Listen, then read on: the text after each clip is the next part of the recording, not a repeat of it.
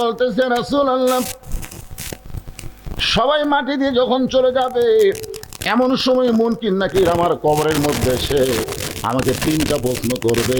আমি খাদিজা উত্তর দিবার পারবো না, আমার পক্ষ থেকে আপনাকে উত্তর দেওয়া লাগবে। এই 3টা চাওয়া যদি আপনি পুরা করেন, আমি আর কবরকে নিয়ে কোনোদিন কান্নাকাটি করব না। যার দিলে আছে আমার আল্লাহর ভয়, কার ভয়? যার মনে আছে আল্লাহর ভয়, আল্লাহ আল্লাহ সব সময়। আহার নিদেরা ভালো লাগে না এই দুনিয়া, ভালো লাগে না, ভালো লাগে শুধু আল্লাহ, লা ইলাহা ইল্লাল্লাহ, লা ইলাহা, লা ইলাহা ইল্লাল্লাহু মুহাম্মাদুর রাসূলুল্লাহ। সকলেই বলবো সাল্লাল্লাহু আলাইহি ওয়াসাল্লাম। পূর্ব যোগীপাড়া, কোয়ালিপাড়া গোরস্থান কমিটি কর্তৃক আয়োজিত আজকের এই ইসলামী জলসায় আল্লাহ তাআলা যেনাকে সম্মানিত সভাপতির আসনে কবুল করেছেন, সভাপতিত্ব করবেন জনাব মোহাম্মদ রুহুল আমিন। আজকের এই মাহফিলের সম্মানিত সভাপতিকে অন্তরের অন্তঃস্থল থেকে আমি শুভেচ্ছা জ্ঞাপন করছি। আজকের এই মাহফিলের সম্মানিত প্রধান অতিথি জনাব মোশাররফ হোসেন, সম্মানিত বিশেষ অতিথি মোহাম্মদ হাফিজুর রহমান, সম্মানিত অতিথিদ্বয়কে অন্তরের অন্তঃস্থল থেকে আমি শুভেচ্ছা জ্ঞাপন করছি। আজকের এই মাহফিলে সম্মানিত ওলামায়ে কেরাম, আপনাদের মাঝে মাঝে যে সমস্ত আলেম ওলামা বসে আছেন, মঞ্চে আছেন, মাগরিবের নামাজের পর থেকে এত রাত পর্যন্ত কোরআন হাদিসের আলোকে অত্যন্ত গুরুত্বপূর্ণ আলোচনা করে আপনাদেরকে শোনালেন। আলেম ওলামা সহ আজকের মাহফিলের বক্তাগণকে অন্তরের অন্তঃস্থল থেকে আমি শুভেচ্ছা জ্ঞাপন করছি। এই মুহূর্তে আমার সামনে যারা বসে আছেন, যেনাদেরকে আল্লাহ দয়া করে, রহম করে, মেহেরবানি করে এই জান্নাতের বাগানে কবুল করেছেন, আমি যখন বললাম কবুল করেছেন, তখন আপনাদের কিছু বলা দরকার ছিল। কারণ আপনারা কি মনে করতেছেন আপনি এখানে এসেছেন? আল্লাহ যদি না চাইতো তাহলে আমরা কেউ এখানে আসতে পারতাম না। যতক্ষণ পর্যন্ত কোরআন হাদিসের আলোচনা হবে ততক্ষণ পর্যন্ত এইটা কোনো জমিন না, এটা কোনো জমি টমি না, এইটা হলো রিয়াজুল জান্নাহ, বেহেশতের বাগান। বলেন সুবহানাল্লাহ। আল্লাহ কোরআনের ইরশাদ করেন, মা সাবাকা মিন হাসানাতিন ফামিনাল্লাহ। বান্দা বান্দির দ্বারা যখন কোনো ভালো কাজ হয়, এ কাজ বান্দা বান্দি করে না, বরং আল্লাহই করায়। আপনারা নিজের বিবেকের দিকে তাকায় প্রশ্ন উত্তর দেন তো, যে এখানে যারা আপনারা বসে আছেন, এই বসে থাকাটা ভালো কাজ না খারাপ কাজ? তাহলে এখন আমরা বিশ্বাস করতে পারি, আমরা যত বড়ই পাপী হই না কেন, আল্লাহ তাআলা এই মুহূর্তে আমাদের উপরে রাজি আছেন। আল্লাহ যদি রাজি না থাকতো তাহলে মেলার মধ্যে রাখতেন, রাস্তার মধ্যে রাখতেন, বাড়ির মধ্যে রাখতেন। কিন্তু আল্লাহ আমাদের উপরে খুশি হওয়ার কারণে একেবারে সরাসরি জান্নাতের বাগানে, কোরআনের আঙ্গিনায় আমাদেরকে কবুল করেছেন। আমার সামনে যারা বসে আছেন, আমি আমার অন্তরের অন্তঃস্থল থেকে আপনাদের সবাইকে শুভেচ্ছা জ্ঞাপন করছি। আমার সম্মানিত মা বোনেরা, পর্দার অন্তরালে বসে বসে যারা আলোচনা শুনতেছেন, তাদেরকেও শ্রদ্ধা জ্ঞাপন করে এই মুহূর্তে জানতে চাচ্ছি আপনারা সকলে কেমন আছেন? আলহামদুলিল্লাহ রব্বিল আলামিন। ভালো থাকা হলো দুই রকম, একটা হলো শারীরিক, একটা হলো মানসিক। আমরা যারা এখানে এসে বসে পড়েছি আমাদের সবার শরীর ভালো আছে আলহামদুলিল্লাহ, কিন্তু অনেকের মন ভালো নাই। আমি যত জায়গায় মাহফিল করতে যাই প্রত্যেকটা জায়গায় মোটর সাইকেল রাখার জন্য একটা গ্যারেজ করা লাগে। মানে মোটর সাইকেল রাখার জন্য কি করা লাগে? একটা গ্যারেজ করা লাগে। কিন্তু আজ কিছুদিন হলে দেখতেছি কোরআনের মাহফিলে মোটর সাইকেল নাই। মানে মোটর সাইকেলে সে শুধু নিজে একা আসে না, পিছনে তার বউটারও নিয়ে আসে, চলো বদরুশিদ আসতে তো শুনে আসি, ঠিক কিনা বলেন? কিন্তু আজকে কিছুদিন হলে দেখতেছি প্রায় মাহফিলে মোটর সাইকেল একবার নাই বললেই চলে। আপনারা বলেন তো, যাদের মোটর সাইকেল আছে তেল নেই তাদের মন ভালো আছে না খারাপ? তার মানে বোঝা গেল শরীর ভালো থাকে কিন্তু মনটা ভালো নেই। কিন্তু এই মুহূর্তে আমরা যারা এখানে উপস্থিত হয়েছি বিশ্বাস করেন আমাদের শরীরও ভালো, এই কোরআনের ওসিলায় আল্লাহ মনটাও ভালো করে দিবে। আল্লাহ কোরআনে বলেন, ইন্নামাল মুমিনুনা আল্লাযীনা ইযা যুকিরাল্লাহু ওয়াজিলাত কুলুবুহুম ওয়া ইযা তুলিয়াত আলাইহিম আয়াতুহু জাদাতুহুম ঈমানাও ওয়া আলা রাব্বিহিম ইয়াতাওয়াক্কালুন। যে আল্লাহ আমাদের শরীর এবং মনটা ভালো রেখে আজকের এই জান্নাতের বাগানে কবুল করেছেন, আমরা সে আল্লাহর উপরে খুশি না বেজার? তাহলে জবান খুলে সমস্বরে সকলে বলবো, রব্বানা লাকাল হামদ হামদান কাসীরান তাইয়িবান মুবারাকান ফীহি। আমরা প্রশংসা করলাম কার? কেন করলাম? এই কারণেই আল্লাহর প্রশংসা করলাম। আমরা এক জগতে ছিলাম, এক জগতে আছি, আর এক জগতে আমরা যাব, ঠিক কিনা বলেন? আমি যে আয়াতে কারিমা আজকে আপনাদের সামনে আলোচনা করব, আমাদের বগুড়াতে কোনো মানুষ যখন মারা যায়, মরার খবর শুনে সকলে বলে ইন্না লিল্লাহি ওয়া ইন্না ইলাইহি রাজিউন। আপনাদের এই নাটোরের খবর কি? ওই একই খবর, আলহামদুলিল্লাহ। তাহলে মানুষ মরার পরে আমাদের বগুড়াও যা, আপনাকে নাটোরও তাই। এই দিক দিয়ে আমরা এক আছি, ঠিক কিনা বলেন? হ্যাঁ। তো এই আয়াতের একটা বাংলা অর্থ আছে এবং গানও আছে। গানটা হলো এরকম, কোন বনেরই পাখি তুমি আইলারে কোন বনে,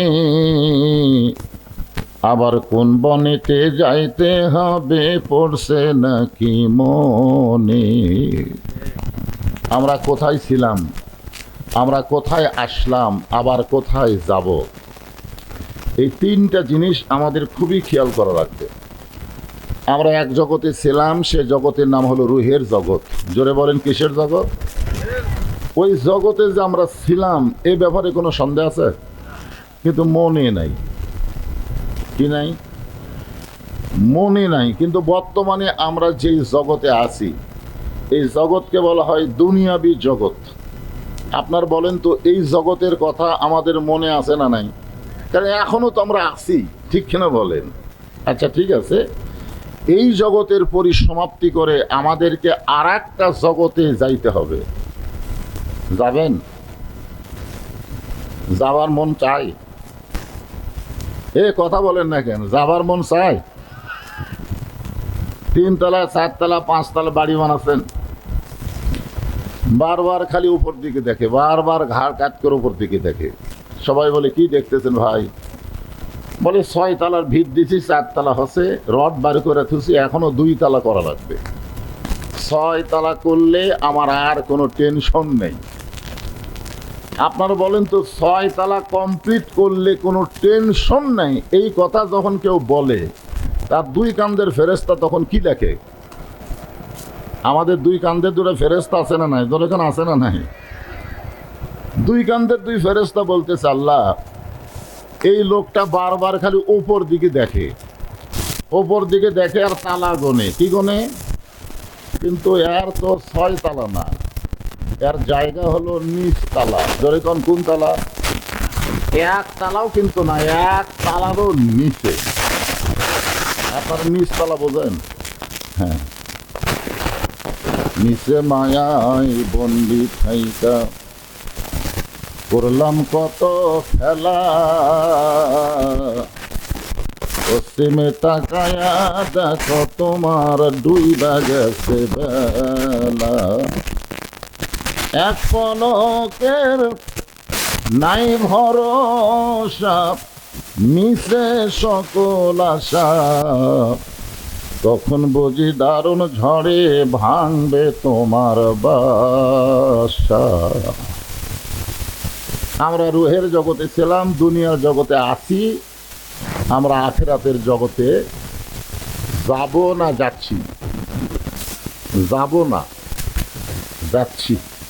আমরা কিন্তু রওনা দিছি আমাদের হায়াতকে অতিক্রম করে, প্রত্যেকটা ধাপে ধাপে আমাদের সময় কিন্তু আমরা শেষ করে আখিরাতের জগতের দিকে রওনা দিয়েছি। জোরে কোন কথা ঠিক কিনা? হ্যাঁ, আল্লাহ বলতেছেন, ইজা যখন আসাবাতুহুম মুসিবাহ, তোমাদের উপরে বিপদ আপদ মুসিবত আসবে, ক্বালু তখন তোমরা বলবে, ইন্না লিল্লাহি ওয়া ইন্না ইলাইহি রাজিউন। মানুষ মরে যাওয়ার খবর শোনার সাথে সাথে আমরা এই আয়াতটা পড়ি, কিন্তু আয়াতের বাংলা অর্থ কি আপনারা জানেন? তো খালি আরবি কোন, বাংলা অর্থ জানেন না, তাহলে হবে? এইটা যে আপনারা বলতেছেন মানুষ মরার খবর শোনার সাথে সাথে, এরা আগে বলতেছেন ইন্না লিল্লাহি ওয়া ইন্না ইলাইহি রাজিউন, এর বাংলা কি? এর বাংলা একটা অর্থ আছে না নাই? জোরে কোন আছে না নাই?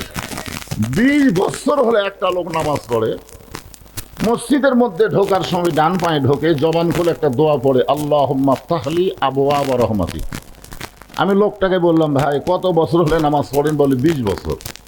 তো 20 বছর হলে আপনি ডান পায়ে মসজিদে ঢোকার সময় যে দোয়াটা পড়তেছেন আরবিতে, এর বাংলা কি? হুজুর আমি তো জানি না। দেখছেন, আরবিতে দোয়া পড়ে, বাংলা অর্থ জানে না। আবার মসজিদ থেকে যখন বের হয়, বাম পা দিয়ে বের হয়, আল্লাহুম্মা ইন্নী আসআলুকা মিন ফাদলিক, এই দোয়াটা আরবিতে পড়ে কিন্তু বাংলা জানে না। এরকম কিছু লোক আছে না নাই? প্রায় 10-15 বছর হলে লোকটা নামাজ পড়ে 5 ওয়াক্ত। ওই মসজিদের ধার দিয়ে একটা হিন্দু মানুষ যায়, মাঝে মধ্যে যায়, নামাজের সময়ও যায়। একজন মুসলমানকে বলতেছে হিন্দু লোকটা, যে ভাই আমি তো মাঝে মধ্যে মসজিদের ধার দিয়ে যাই, যে তোমাদের ইমাম সাহেব যে বলে সামি আল্লাহু লিমান হামিদা, এ হামিদা কে?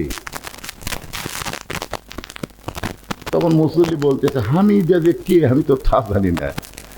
হামিদা ইমামের বউ হবি না মা হবি না কে হবি, আমি তো তা জানি না। আপনারা বলেন তো হামিদা মানে কি? সামি আল্লাহু লিমান হামিদা, এর একটা অর্থ আছে না নাই? যতক্ষণ আছে না, মানুষ মরার খবর শোনার সাথে সাথে আমরা যে ইন্নালিল্লাহ পড়ি, এইটা পড়ার সাথে সাথে আমার চোখ যখন পক্ষে 2 ফোঁটা পানি বের হওয়া দরকার। কারণ আমরা কেউ দুনিয়াতে থাকার জন্য আসি নাই, আমরা সবাই দুনিয়া থেকে যাবার জন্য এসেছি। জোরে কোন কথা ঠিক কিনা? আপনারা কি থাকবেন? থাকবেন? এখানে এমন কোন আল্লাহর বান্দা আছে যে লোকটা দাঁড়িয়ে বলতে পারে, হুজুর আমার বাড়ি সবচেয়ে নিকটে, আমি আজকের মাহফিল থেকে বাড়িতে যাবার পার হই? এরকম কোন একজন বান্দা সাহস করে বলেন তো, হুজুর আমার বাড়ি সবচেয়ে নিকটে, আমি বাড়িতে যাবার পার হই? এইরকম বলার কোনো লোক আপনারা আছেন?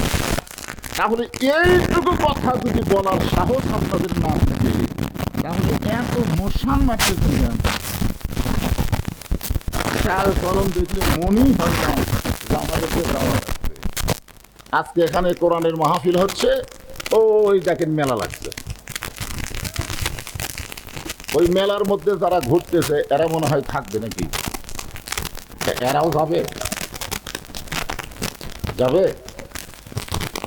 আল্লাহ কোরআনে বললেন, ইয়া আইয়ুহাল্লাযীনা আমানুত্তাকুল্লাহা হাক্কা তুকাতিহি ওয়া লা তামুতুন্না ইল্লা ওয়া আনতুম মুসলিমুন। এখানে আল্লাহ কি বলতেছেন যে তোমরা মুসলমান না হইয়া মরো না। তাহলে বোঝা গেল মুসলমান হয়ে যদি আমরা মরতে পারি আমাদের কোনো টেনশন, জোরে কোন টেনশন, কোনো চিন্তা নেই। আল্লাহ বলেছেন লা তাখাফ, তোমাদের কোনো ভয় নাই, ওয়ালা তাহজান, তোমাদের কোনো চিন্তা নাই, ও আবশিরু বিল জান্নাহ, এই দুনিয়া থেকেই আমি আল্লাহ তোমাদেরকে জান্নাতের সুসংবাদ দিয়ে দিব। তাহলে আমাদের শর্ত হলো কি, মুসলমান হয়ে মরা লাগবে। আমার কথার দিকে খেয়াল করবেন, কি হয়ে মরা লাগবে? তো বর্তমানে আমরা কি, আমরা যারা এখানে বসে আছি আমরা সবাই কি, আরো জোরে কম, কারো কি সন্দেহ আছে নাকি? আপনার কি মুসলমানের মধ্যে হিন্দু টিন্দু কেউ বসে আছেন নাকি? থাকতেও পারে, তবে আমার মনে হয় নাই। আপনারা সবাই জোরে বলবেন, এখানে ফেরেশতা আছে না নাই? যে বলবো আমরা কি, জবান খুলে বলবেন মুসলমান। আমরা কি, আরো জোরে জোরসে বলুন মাশাআল্লাহ। আল্লাহ বলেছেন মুসলমান খালি দাবি করলে হবে না, মুসলমান হয়ে মরা লাগবে। এখন মুসলমান হয়ে মরতে গেলে আমাদের করণীয় কি, এই বিষয়টা সামনে নিয়ে ইন্না লিল্লাহকে আপনাদের সামনে উপস্থাপন করতেছি। একটু মনোযোগ দিয়ে শোনা লাগবে। আমরা মৃত্যুকে ভয় করি না, আমরা কবরকে ভয় করি না। যে গোরস্থানের উন্নয়ন কল্পে মাহফিল, ওই কবরে আমাদের যেতেই হবে, কিন্তু আমরা কবরকে ভয় করি না, মৃত্যুকে ভয় করি না। আমরা ভয় করি কাকে? আরো জোরে বলেন। তবে আল্লাহ রাসূল বলেছেন দিনে রাতে 70 বার তোমরা মৃত্যুকে স্মরণ করবে, কবরকে স্মরণ করবে, কবরকে স্মরণ করবে, মৃত্যুকে স্মরণ করবে। কারণ কবর আর মৃত্যু যদি তোমাদের স্মরণে থাকে, তোমাদের দুনিয়াতে কোনো অকাম বদকাম হওয়ার সম্ভাবনা যদি হয়ে যায়, অন্যায় অপকর্ম যদি হয়ে যায়, মৃত্যুকে যে ব্যক্তি স্মরণ করে সাথে সাথে ওই ব্যক্তি আবার তওবা করবে। জোরে কোন কি করবে? যে আল্লাহ আমি বড় ভুল করছি, আল্লাহ আমাকে মাফ করে দাও। আল্লাহ বলে বান্দা তোমাকে ভুল করার জন্যই তো আমি দুনিয়াতে পাঠাইছি। দুনিয়ার মহব্বতে ভুল করবে, আমি আল্লাহর কাছে মাফ চাওয়া মাত্রই আমি আল্লাহ তোমাদেরকে আবার মাফ করে দিব। জোরে কোন সুবহানাল্লাহ। কিন্তু যাদের মৃত্যু আর কবরকে স্মরণ নাই, এরা ভুল করলে, অপরাধ করলেও এদের কোনো খেয়াল থাকে না। এই জন্য এরা যা ইচ্ছা তাই করে বেড়ায়। জোরে কোন ঠিক কিনা? এখন আসেন, ইন্না লিল্লাহর উপরে তাফসীর হচ্ছে, মনোযোগ দিয়ে শুনবেন। গভীর রাত্রে আল্লাহর নবী ঘুম থেকে চেতন পাইছে। নবী ঘুম থেকে চেতন পাওয়ার কারণ হলো খাদিজাতুল কুবরা। নবীর এই ডান হাতখানা বুকের মধ্যে নিয়ে ছোট বাচ্চার মতো ফোফায় ফোফায় কাঁদতেছে। আল্লাহ নবী চমকে গিয়ে বলে, খাদিজা আমি নবী ঘুম পাড়ি, অথচ আপনি কেন কাঁদতেছেন? খাদিজা বলে, ইয়া রাসূলুল্লাহ আমরা একটা অভ্যাস হলো, আপনাকে না ঘুমায়া আমি কোনোদিন ঘুমাই না। খাদিজা বলতেছি, ইয়া রাসূলুল্লাহ আমার একটা অভ্যাস, আমার একটা কি অভ্যাস হলো, আপনাকে না ঘুমায়া আমি কোনোদিন ঘুমাই না। তো রাসূল বললেন, এই অভ্যাস আপনার কেন হলো? খাদিজা বলতে, তো হুজুর বিয়ের কথা আপনার মনে আছে? আপনার সাথে আমার যখন বিয়ে হলো সেই কথা কি আপনার মনে আছে? রাসূল বলে, কি? বলে দেখেন, প্রত্যেকটা মেয়ে মানুষের বিয়ে হলে মেয়ে মানুষের হাত ছেলের হাতে তুলে দেয়, মানে বইয়ের হাত স্বামীর হাতে তুলে দেয়। জোরে কোন কথা ঠিক কিনা? এবং আপনজন বলে আজ থেকে আমার এই মেয়ের দায়িত্ব তোমাকে দিয়ে দিলাম। কিন্তু আপনার সঙ্গে যখন আমার বিয়ে হলো তখন আমি খাদিজার হাত আপনার হাতে তুলে দেওয়ার কেউ ছিল না, বরং আপনার যাতে আবু তালেব আপনার দুইটা হাত আমার হাতের উপরে উঠে দিয়ে বলতেছে, মা আজ থেকে আমার এতিমের দায়িত্ব তোমাকে দিয়ে দিলাম। শিশুকালে মইরা গেছে মা, গর্ভে থাকতে মরছে পিতা, চোখে দেখলেন না। কে করিবে লালন পালন, কে দিবে সান্ত্বনা, এই দুনিয়ার বড় এতিম ছিলেন একজনা। খাদিজা বলে, ইয়া রাসূলুল্লাহ, যেদিন আপনার চাচা আবু তালেব আপনার দুই হাত আমার হাতের উপরে তুলে দিচ্ছে, সেদিন থেকে আপনি না ঘুমালে আমি কোনোদিনও ঘুমাই না। সুবহানাল্লাহ। আজকে যখন আপনি ঘুমায় গেছেন, আপনি ঘুমানোর পরে আমি যখন ঘুমের নিয়ত করলাম, আপনার বলেন তো ঘুমের নিয়ত করার সাথে সাথে একটা দোয়া আছে না নাই? আপনার কি দোয়াটা পড়েন? এই কথা হয় না। এই যুবকেরাই খালি সারাদিন মোবাইল নিয়ে ঘোরো, খালি সারাদিন মোবাইল, আই রে মোবাইলের পোকা হইছে। খালি যুবকদের কি দোষ দেবো বলে? আমার কাছে এক বাচ্চা নিয়ে এসে, মা হুজুর খালি কান্দে দোয়া করে। আমি আয়াতুল কুরসি পড়া দোয়া দিলাম, ওর কান্নার ভরে গেছে। আগে যা কানতো তার সাথে বেশি কানতো। ওর মা তো নিয়েই গেল, হয়তো পরে বন্ধ হবে এই নিয়তে, কিন্তু কান্না থামিনি। কয়েকদিন পরে এসে বলছে যে হুজুর একটু পানি পড়া দেন। তো আমি ফালাক না এই দুটা সূরা পড়ে পানি পড়া দিতাম। পানি পড়া খায় আরো কান্না। শেষ পর্যন্ত মা রাগ করে বলতেছে, এখন আর দোয়া দরুদ দিয়ে চলবি না, এই দোয়া দরুদের কাম হয় না। আমার মনটা খুবই খারাপ হয়ে গেল। কয়েকদিন পরে মেয়েটার সঙ্গে দেখা হয়ে বললাম, মা আপনার সন্তানটার কান্দে। না হুজুর আর কান্দে না। তো কোন দোয়া দিয়ে কান্না ভালো হলো? বলে এখন যখনই কান্দে মোবাইল চালু করে দেই, মোবাইল চালু করলেই কান্না থামায়। দেখেন, একটা ছোট বাচ্চাকে মোবাইল চালু করে কান্না থামায়, তাহলে ইয়ং জেনারেশন এখন মোবাইল নিয়ে কি করতেছে একটু চিন্তা করার দরকার আছে না নাই? জোরে কেন আছে না? হ্যাঁ, আমাদের এই যুবকগুলো মোবাইলের পাগল হয়ে গেছে। তাই যুবকদের বলতেছি, বাজান একটু খেয়াল করে শোনো, কারণ আমাদের বগুড়াতে বুড়া মানুষ মরার চাইতে জুয়ান ছেলেরাই বেশি মরতেছে, যুবকেরা কিন্তু বেশি মরতেছে। যত অ্যাক্সিডেন্ট হয়ে রাস্তায় মরতেছে, আপনার বলেন তো বুড়া মানুষ না যুবক? কারণ বুড়ো মানুষ রাস্তা পার হওয়ার সময় খুবই খেয়াল করে। আমি একটা মুরব্বীকে দেখছি রাস্তা পার হওয়ার সময় দুই দিকে চারবার তাকায়, আর একটা যুবক তাকাই না। আপনারা বলেন তো আপনাদের এলাকার কোনো অন্ধ মানুষকে আপনারা অ্যাক্সিডেন্ট হতে দেখছেন? ওই তো চোখই দেখে না, তারপরে অ্যাক্সিডেন্ট হয় না কেন? যত চোখের মানুষ সব অ্যাক্সিডেন্ট হয়। সেই জন্য যুবকদের বলতেছি, বাদান একটু মনোযোগ দিয়ে শোনো। তোমরা যখন ঘুমাও, ঘুমানোর সময় একটা দোয়া পড়া লাগে। সে দোয়াটা হচ্ছে আল্লাহুম্মা, পড়েন আল্লাহুম্মা বিইসমিকা আমুতু ওয়া আহইয়া। খাদিজা বলতেছে, রাসূলুল্লাহ, এই আমুতু শব্দ যখন উচ্চারণ করেছি, সঙ্গে সঙ্গে আমি দেখতে পাই আমার সামনে অন্ধকার কবর দাঁড়ায় আছে। যেই কবরে কোনো দরজা নাই, যেই কবরে কোনো জানলা নেই, যেই কবরে কোনো সাথী নাই, যেই কবরে কোনো বাতি নাই।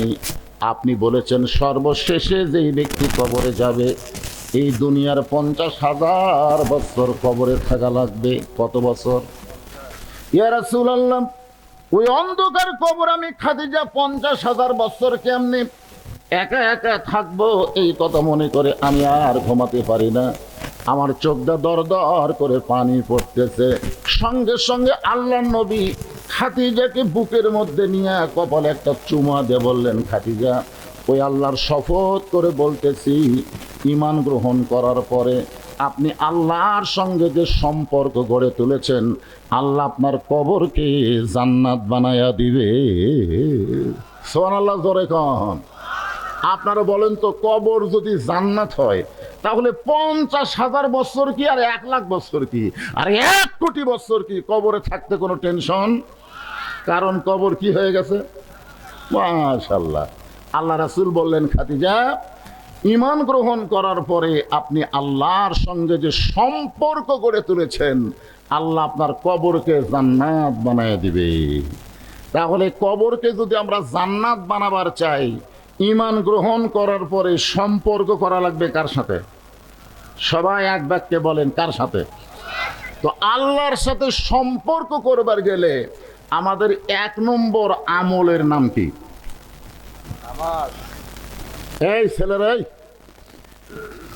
আল্লাহর সাথে সম্পর্ক করতে গেলে 1 নম্বর যে আমল না করলে আল্লাহর সাথে সম্পর্কই হবে না, সে আমলটার নাম হলো নামাজ। জোরে বলেন, নাম কি? আরো জোরে। লা সালাতা লা ঈমানা। যার নামাজ নাই তার ঈমানই নেই।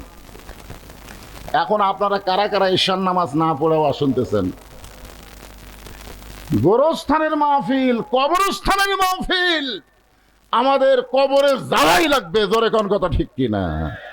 এখন আপনারা বলেন ঈশার নামাজ বাদ দিয়ে কারা কারা ওয়াজ শুনতেছেন?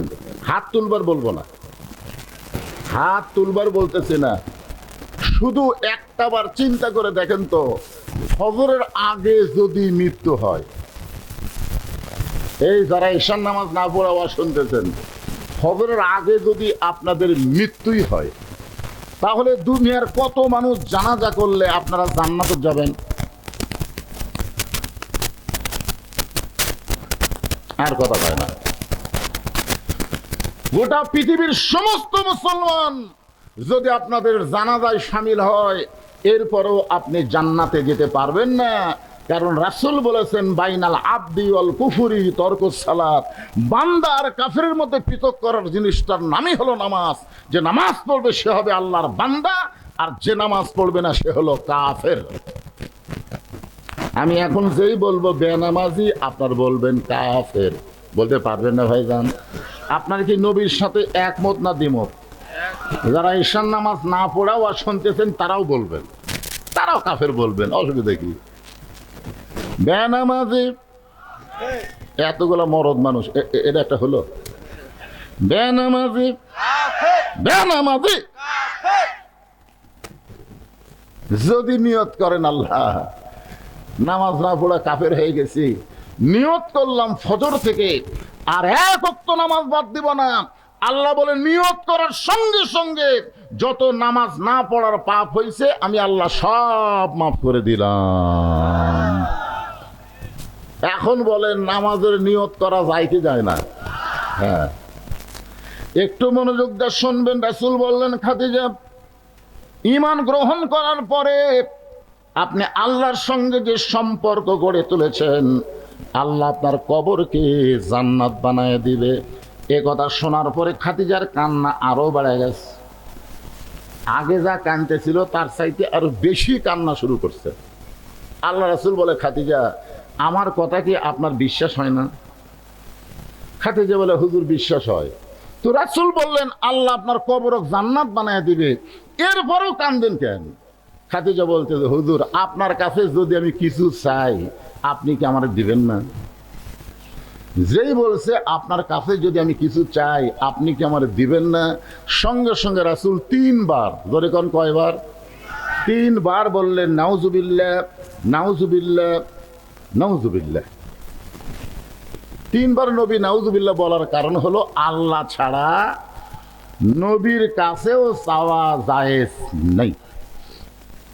আচ্ছা, আল্লাহ ছাড়া নবীর কাছে যদি চাওয়া জায়েজ না থাকে তাহলে বাবার কাছে চাওয়া যাবে? বাবা, আপনাকে যে বাগাতে পাড়াত বাবার দল আছে, বাবা আমার দয়াল বাবার দরবারেতে কেউ ফিরে না খালি হাতে। আপনারা বলেন তো, দয়াল বাবার দরবারেতে কেউ ফিরে না খালি হাতে, এটা তাওহীদ না শিরক?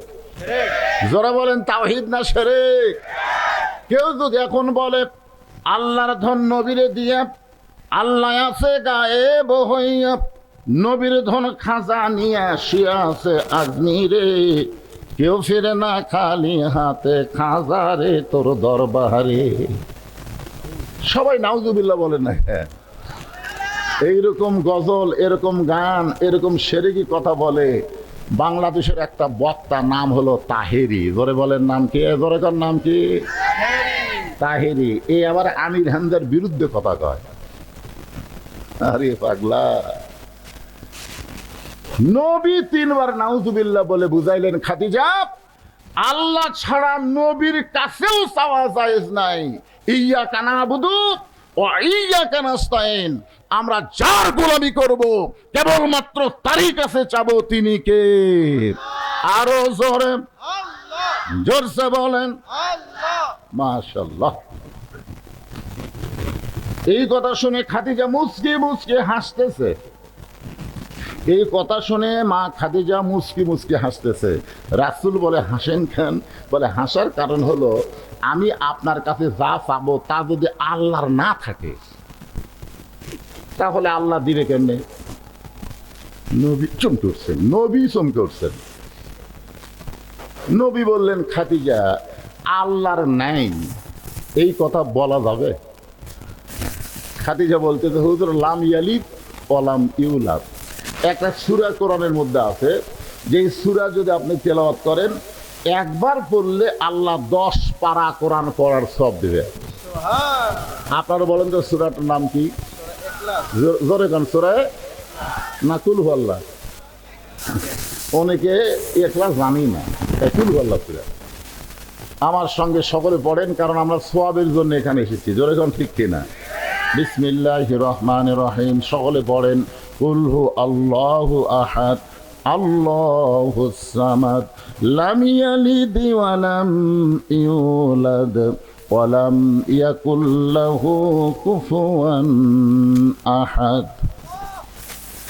খাদিজা বলতেছে, রাসূলুল্লাহ, আল্লাহর মা নাই, আল্লাহর বাবা নাই, আল্লাহর বউ নাই, আল্লাহর সন্তান নাই। রাসূল চমকে গিয়ে বলে, খাদিজা, আপনি কি বলতে চান? খাদিজা বলে, হুজুর, আমি আপনার কাছে যা চাবো তা তো আল্লাহ দিবার পারবে না। নবী চমকে গিয়ে বলে, আপনি কি চান? খাদিজা বলে, আমার 1 নম্বর চাওয়া হলো ওই গারে হীরার মধ্যে 3 বছর সাধনা করার পরে আল্লাহর কোরআনের 5টা আয়াত আল্লাহ আপনার উপর নাজিল করেছে। ধরে কান সুবহানাল্লাহ। সকালে একবার যাইতাম, বিকালে একবার যাইতাম খাবার নিয়ে।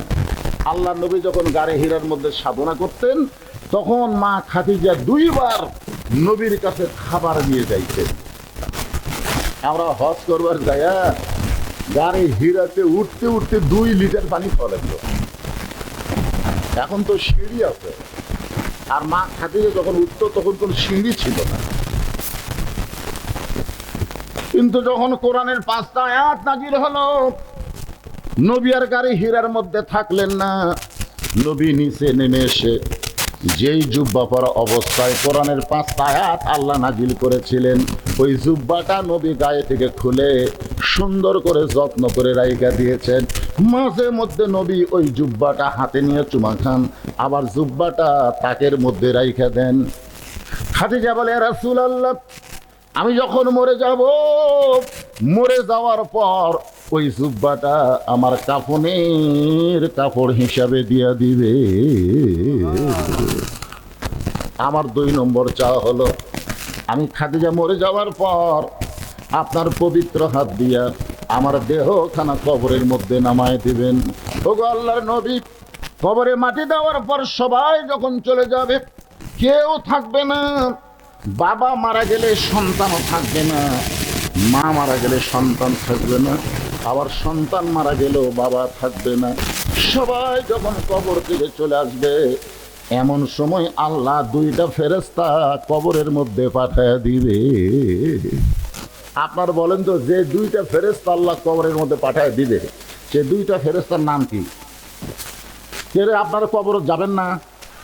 তো এখন থেকে চর্চা করার দরকার আছে না নাই? জোরে জন আছে না নাই?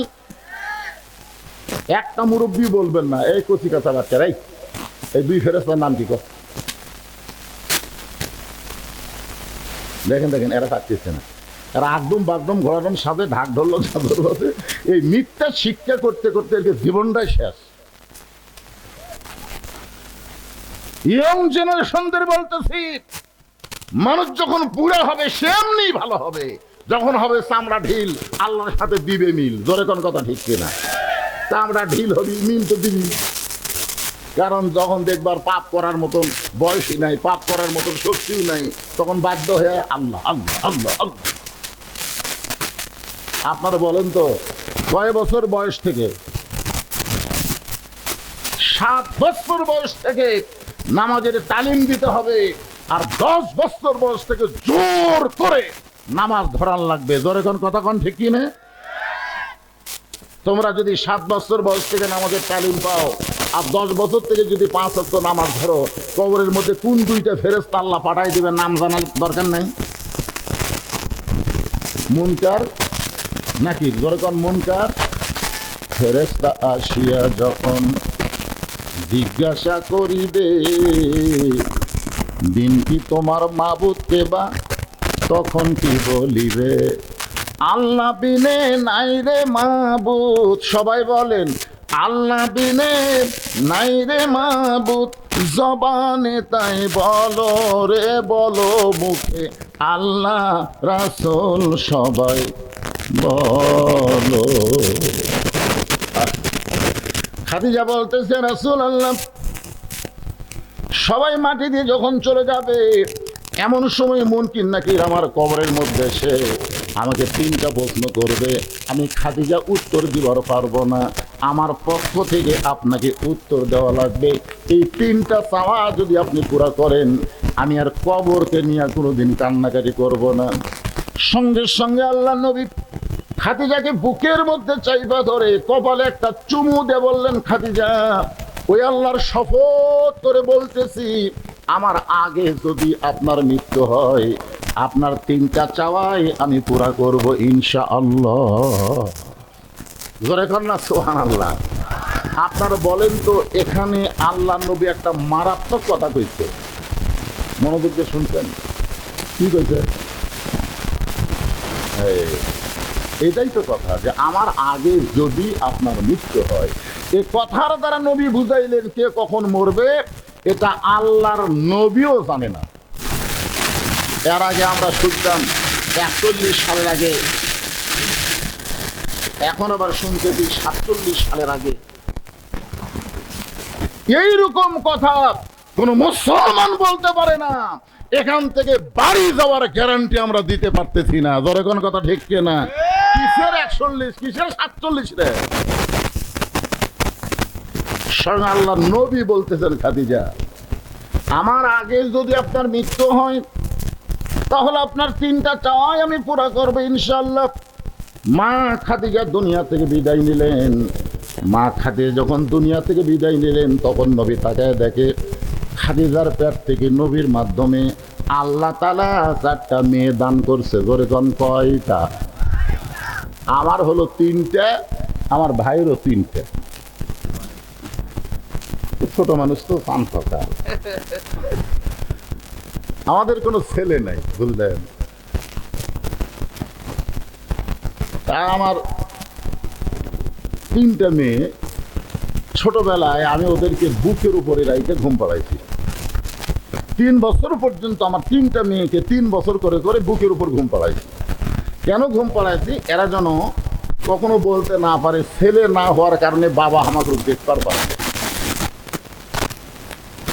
এখন মেয়ে 3টাই বড় হয়েছে, ওদের যদি কিছু লাগে ওরা কোনো সময় আমার কাছে আসে না, ওরা মায়ের কাছে চায়। মায়ের কাছে দিয়ে চায়, তখন মা আবার আমার কাছে আসে। একদিন রাগ করে, ভাই যে মায়ের কাছে চাইলে মা তোর খুব দিবারই পারে না, সে মায়ের কাছে চাইস করে আমার কাছে আয়। এমন ধমক মারছি, 3 মেয়ে আমার ঘরের মধ্যে ঢুকে মাটির দিকে তাকায়। আমি বললাম, কে মা আমার দিকে তাকায় থাকলে পাপ হবি না? আমি ভাবছি তোমরা তোমার মায়ের কাছে কি চাও? টাকা দাও। কত টাকা লাগবে বলো? কেউ আর কোনো কথা বলে না। আমি 3 জনের হাতে 300 টাকা দিলাম, 100 করে দিলাম, দিয়ে বললাম কি ব্যাপার আর লাগবে? সেটা আপনার বিবেচনা। আমি আবার 100 করে 3 জনের দিয়ে বললাম, কি মা টাকাটা লাগবে? যদি আপনি বোঝেন। তখন 3 জনকে আবার 100 করে দিলাম, দিয়ে বললাম, কি মা 8 টাকা লাগবে? তো আলহামদুলিল্লাহ। কয়বার দিলাম? 3 বার 3 জনকে 300 টাকা দিলাম। আমার ভাইয়ের আবার ছেলেও আছে, মেয়েও আছে। আমার তো ছেলে নাই, তো আমার বড় ভাইয়ের ছেলে মেয়ে 2টাই আছে। একদিন ভাইকে বললাম, ভাই আমার তো ছেলে নেই, যে তোমার ছেলে তোমার কাছে কিভাবে টাকা পায়? আমার ভাই বলতেছে একটু মন খারাপ করে, শালার লাগবে 106,000। মানে একটু মন খারাপ করে বলতেছে শালার লাগবে। বেটা কি করছে? শালা শালা লাগবে 106,000। আমি তখন বললাম, আল্লাহ রে, ছেলে না হয় তো ভালো হতো না। আল্লাহ তাআলা মা খাদিজার মাধ্যমে নবীকে 4টা মেয়ে দান করেছে। জোরে বলেন কয়টা? সবচাইতে বড় মেয়ের নাম হলো জয়নব। এরপরে দ্বিতীয় যে মেয়েটা আল্লাহ দিয়েছেন তার নাম হলো রোকেয়া। এরপরে তৃতীয় যে মেয়েটা দিয়েছে তার নাম হলো কুলসুমা। একেবারে সর্বশেষে যে মেয়েটা খাদিজার পেট থেকে হয়েছে তার নাম হলো ফাতেমা তুজহুরা। নবী তাকায় দেখে খাদিজার দুনিয়া থেকে বিদায় নেওয়ার পরে ওই 4টা মেয়ে কাঁদতেছে। 3টা মেয়ে কান্নার সঙ্গে শব্দ শোনা যায়, কান্নে আবার মুখের শব্দ শোনা যায়, কিন্তু ফাতেমা কাঁদতেছে, মুখের কোনো শব্দ নেই, চোখটা খালি দর দর করে পানি পড়তেছে, গালটা ভিজে ভিজে থুতুনির তল দিয়ে পানির গোড় যাচ্ছে। আল্লাহ রাসূল 4টা মেয়ের ভিতরে ফাতেমাকে ইশারা করলেন, ফাতেমা তুমি একটু আমার কাছে আসো। মা ফাতেমা যখন নবীর ঘরে যায়, আল্লাহ নবী বললেন, ফাতেমা তুমি কি জানো তোমার মা দুনিয়া থেকে বিদায় নেওয়ার পূর্বে আমাকে 2টা ওসিয়ত করেছে। ওসিয়ত পালন করা হলো ওয়াজিব। ওসিয়ত পালন করেছে। ফাতেমা বললেন, বাবা কি ওসিয়ত করছে? হ্যাঁ, আল্লাহ রাসূল বললেন, 1 নম্বর ওসিয়ত হলো তোমার মাকে তুমি একাই গোসল করার লাগবে। ফাতেমা বললেন, বাবা আমার আরো 3টা বোন আছে, আমি যদি আমার মাকে একলাই একলাই গোসল করাই ওই 3টা বোন মন খারাপ করবে। আল্লাহ রাসূল বললেন, কে কি মনে করবে সেটা পরের কথা, ওসিয়ত পালন করতে হবে, তোমার মাকে তুমি একাই গোসল করার লাগবে। 2 নম্বর ওসিয়ত হলো তোমার মাকে তুমি একাই কাফনের কাপড় পরাতে হবে, অন্য কাউকে সঙ্গে নেওয়া যাবে না। ফাতেমা বললেন, বাবা আমি যদি একা একা আমার মাকে গোসল করাই, আমার মাকে কাফনের কাপড় পরাই, আমার 3টা বোনে তো মন কষ্ট পাবে। রাসূল বললেন, কষ্ট পালো না রাগ হলো ওটা পরের কথা, কিন্তু ওসিয়ত পালন করা হলো ওয়াজিব। এখন চিন্তা করেন, দুনিয়া থেকে বিদায় নেওয়ার আগে ওসিয়ত করা জায়েজ আছে না নাই? তাহলে আপনারা এই দুনিয়া থেকে বিদায় নেওয়ার আগে কি ওসিয়ত করবেন? 1 নম্বর ওসিয়ত করবেন, আমি দুনিয়া থেকে মরে যাওয়ার পরে কোনো বেনামাজি আমার কবর যেন খুঁড়তে না পারে। আর কথা কয় না, আর কথা নেই।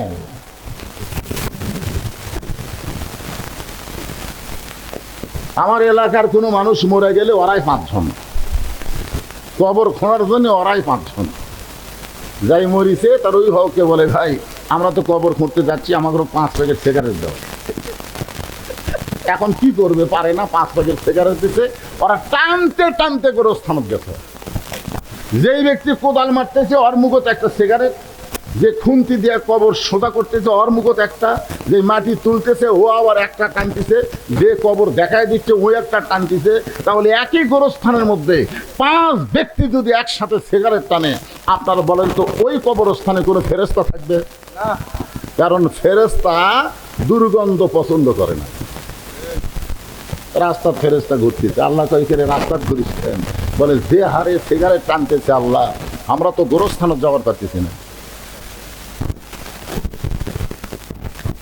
আপনারা কি মনে করছেন, যে লোকটা বিড়ি খায়, আপনার বলেন তো সেই লোকটার গায়ের মধ্যে বিড়ির গন্ধ আছে না নাই?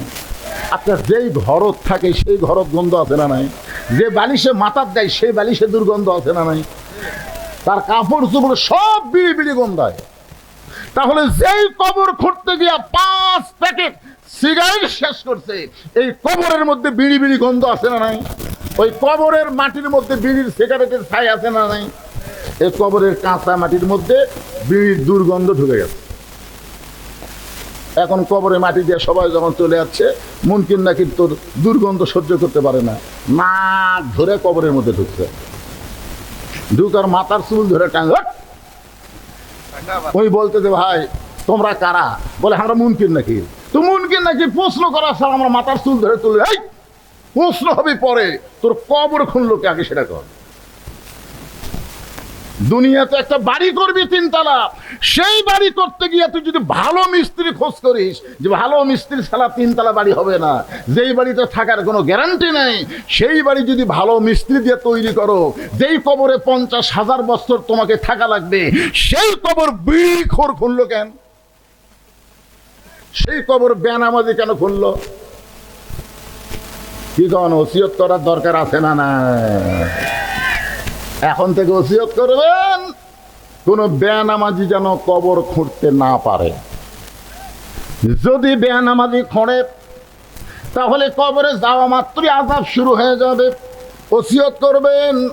আল্লাহ রাসূল বললেন, ফাতেমা তোমার মা তোমার ব্যাপারে ওসিয়ত করেছে। ফাতেমা বললেন, বাবা আমার আরো 3টা বোন আছে, এই 3টা বোনকে বাদ দিয়া মা আমার ব্যাপারে ওসিয়ত করার কারণ কি?